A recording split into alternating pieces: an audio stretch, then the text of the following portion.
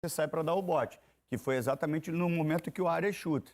No momento que o Arias chuta, o Léo ainda está recuando. Ali ele já pode pressionar um pouquinho mais. Porque eles vão negociando, porque está vindo praticamente um passando pelas costas do Felipe Luiz. Se ele dá o bote aqui, lá atrás já, o Arias poderia driblar e aí ia fazer superioridade numérica. Por isso que ele tem que negociar o espaço. Mas na hora da finalização já próxima intermediária, não tem mais negociação. Ele encurta para não ter a batida. Ele não faz isso. Essa é uma defesa do Matheus no finalzinho do jogo com os pés.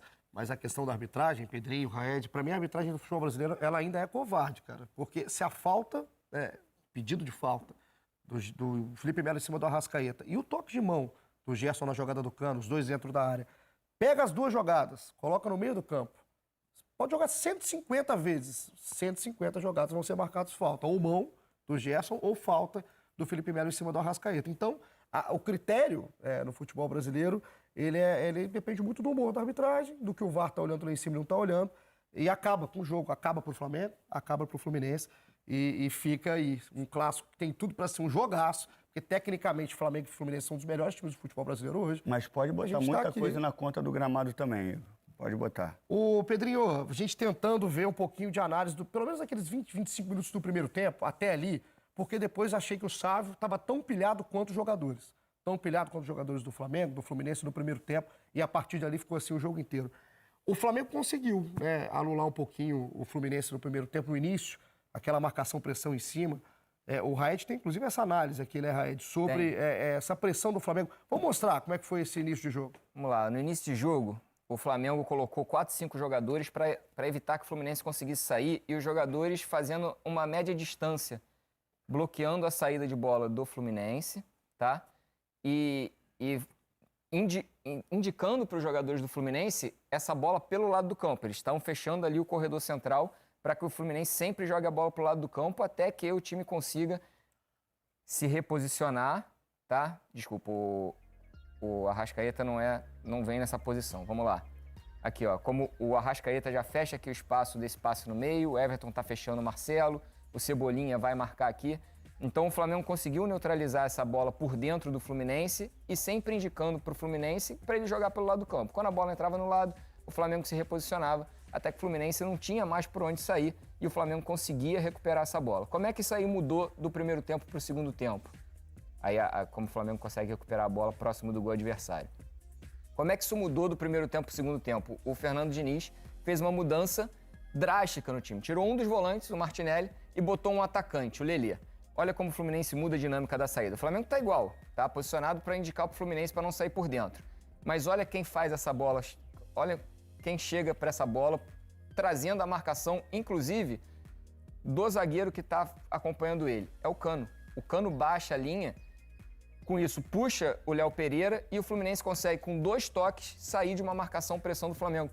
Essa aí foi a tônica do segundo tempo. O Fluminense com um atacante de referência, o Lelê, dando possibilidades do Cano baixar e tirar essa marcação-pressão do Flamengo com 2 toques na bola desde o sistema defensivo. Pedrinho, essa ideia do Flamengo, dessa marcação-pressão, isso impacta no segundo tempo? Porque a gente viu que no primeiro tempo o Flamengo tinha gás para fazer, o Flamengo tinha físico para fazer. O segundo tempo, o São Paulo, inclusive, é perguntado na coletiva se fisicamente o Flamengo desceu de nível e ajudou isso, o Fluminense, a tomar esse campo ofensivo. Tem relação? Eu acho que é meio a meio. Se a gente olhar a primeira análise ali do Raed, tem alguns componentes do Fluminense que, se eles tivessem um comportamento diferente, ele já tinha saído. Na primeira ali que o Flamengo consegue pressionar, o Felipe Melo está muito perto do, não sei se é o próprio Martinelli, e aí o Gabigol marca 2. Se o Felipe Melo está aqui, o Martinelli está aqui. Aí o Gabi está aqui, o Gabi marca 2. Se o Felipe Melo abre mais na linha, o percurso já é maior. O Gabi já não consegue dividir. Se a bola chega no Felipe Melo, até o Gabi fazer esse trajeto, o Felipe Melo consegue a condução. Quando o Felipe Melo conduz, o Arrascaeta vai ter que largar o dele e vai ter que pressionar. E aí você vai gerando os espaços. Eu acho que o Fluminense, além desse espaço muito curto que ele trabalha ali, e isso facilita que um jogador marque 2, poderia espalhar um pouquinho, tem um posicionamento corporal. O lance que o Fábio dá o passe aqui, que o Gabi intercepta, a bola bate no pé dele, o Fábio recebe já virado para cá. Então, assim, o André está aqui. Ele não vai ter tempo de fazer esse giro. Se ele está aqui assim e percebe o Gabigol aqui, ele já recebe girando para cá e dá o passe no André. Como ele já está para cá, ele é obrigado a dar o passe aqui. Então, como é uma zona muito arriscada, você tem que estar praticamente sendo cirúrgico naqueles tópicos. posicionamento corporal, distância entre os jogadores. Quando isso não acontece, o Flamengo induzindo para que o jogo aconteça pelo lado, que é mais fácil de pressionar porque o campo acaba, ele consegue, além de botar muitas vezes igualdade numérica, ele consegue muitas vezes bloquear a saída do Fluminense. O Flamengo hoje não teve o Ayrton Lucas, né, que é um lateral de perfil completamente diferente do Felipe Luiz. O que isso interferiu no jogo do Flamengo? Tanto na parte ofensiva, que o Felipe sobe muito menos do que o Ayrton, Jogou como com o característica. Cebolinha lá, né? E o Cebolinha jogou Precisa espetado. de um lateral mais construtor. E até segurou muito o Samuel no primeiro tempo, né? O Samuel estava preocupado com o Cebolinha, não subiu tanto. O Samuel também tem uma característica de subida. Tanto o lado, né, do Felipe Luiz quanto do Marcelo. O Marcelo era dúvida, num certo momento, se ia para o Fla-Flu ou não, pela condição física, sai do jogo machucado, inclusive vai ser avaliado. Mas esse exercício das laterais esquerdas, tanto de um lado quanto do outro, porque o Flamengo parece, Raed, que deu a ideia de jogar nas costas do Marcelo. No primeiro tempo, mais de uma vez, né? 1, 2, 3 seguidas, Bola o longa Marcelo pro Wesley. saía, era a bola longa no Wesley, que hoje subiu demais. Era tudo meio que pensado do Sampaoli. Sim, até porque o Sampaoli já tem, há algum tempo, o Sampaoli faz com que o lateral direito seja uma espécie de ponta direita. Quando ele tem o Ayrton Lucas, ele consegue até variar esse terceiro zagueiro, né, esse construtor, que seria que foi o Felipe Luiz hoje, ajudando na construção junto dos dois zagueiros. E com o Ayrton Lucas, ele consegue até espetar o Ayrton um pouco também, né, pelo lado do campo, e aí faz uma dinâmica ali por dentro com dois zagueiros e os volantes ali para fazer a saída de bola. Mas o Flamengo buscou bastante a bola longa para o Wesley no espaço deixado entre o Arias e o Marcelo. É uma zona neutra do campo, uma zona morta do campo, ali do lado esquerdo do Fluminense, entre o meio e a defesa, que o time está tentando marcar a pressão do Flamengo, e o Flamengo conseguia fazer essa bola longa para o Wesley. Não conseguiu o gol a partir dessa jogada, mas conseguiu diversas vezes no primeiro tempo tirar uma pressão do Fluminense com essa bola longa. No segundo tempo, o Fluminense ajustou isso, o Fernando Diniz ajustou esse posicionamento, e o Flamengo não conseguiu sair com bola longa porque a marcação já estava um pouco mais encaixada, e o Gabigol não tem como característica fazer o pivô.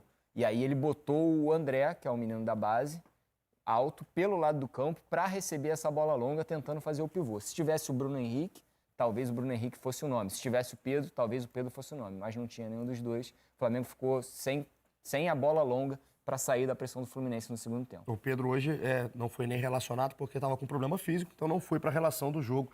A gente, na segunda edição do Troca de Passes, vai ter a participação do Paulo César de Oliveira, vai ter muito assunto. O PC desse Flamengo e Fluminense, Fluminense e Flamengo no Maracanã. Confesso que eu estou muito curioso para ver. O CNM gosta muito de falar, né? O Wilson CNM de justificar aí os casos da arbitragem em toda a rodada. Então, eu estou curioso para ver a justificativa sobre vários lances aí desse Flamengo e Fluminense no Maracanã, do Wilson CNM, que preside a comissão de arbitragem da CBF. A gente encerra o assunto. Fala, galera tricolor do Fluminense. Hoje eu vim aqui compartilhar com vocês algumas informações sobre a estreia do Léo Fernandes no nosso time. O uruguaio entrou em campo pela primeira vez no clássico Fla-Flu deste domingo e mostrou um ótimo futebol nos quase 30 minutos em que esteve jogando. O Diniz, nosso técnico, até elogiou o desempenho dele e disse que ele tem um futuro brilhante pela frente. Pelo que vimos nos vídeos dele no México, a expectativa estava alta, e ele correspondeu em campo. O Léo Fernandes mostrou boas inversões de jogo, infiltrações na área adversária e teve participação importante nas jogadas de bola parada. Ele cobrou 4 escanteios dos 6 que tivemos desde que entrou em campo. Em um deles, fez um cruzamento na segunda trave, encontrando o Nino, que quase marcou um gol de cabeça. Uma das jogadas marcantes do Léo Fernandes aconteceu quando ele chegou na linha de fundo pela esquerda, fingiu o cruzamento e tocou para trás, para o Marcelo. O lateral acionou o Cano dentro da área, mas infelizmente o argentino chutou para o gol e a bola bateu na zaga, saindo em escanteio. O Diniz destacou a entrada dele e elogiou suas características que se encaixam no estilo de jogo que ele pensa. O treinador acredita que o Léo tem um futuro brilhante pela frente no Fluminense. Apesar de um bom desempenho, faltou o chute para o Léo. Em um lance próximo aos 30 minutos, ele deu uma bela virada de jogo e recebeu um passe do lateral esquerdo. Ele invadiu a área, passou pelo Wesley, mas em vez de finalizar, tentou um passe para o Cano, e a bola foi cortada pelo Alan, ex-jogador do Flu. O Léo ficou um pouco chateado com essa oportunidade perdida, mas isso faz parte do aprendizado. O importante é que ele mostrou talento e vai ser muito importante para nós ao longo da temporada. Outro jogador que comentou sobre o Léo Fernandes foi o João Arias. O colombiano acredita que o uruguaio vai mostrar ser um grande jogador nas próximas partidas. Ele também elogiou as contratações do Fluminense, como o Danielzinho e o Marlon, que vão fortalecer ainda mais o nosso time. Agora, o Léo Fernandes e os demais jogadores do Fluminense terão 2 dias de descanso.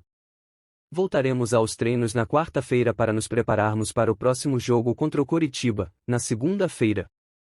Apesar do empate no Clássico, continuamos firmes na luta pelo Brasileirão, ocupando a 5ª posição na tabela. E aí, o que acharam da estreia do Léo Fernandes?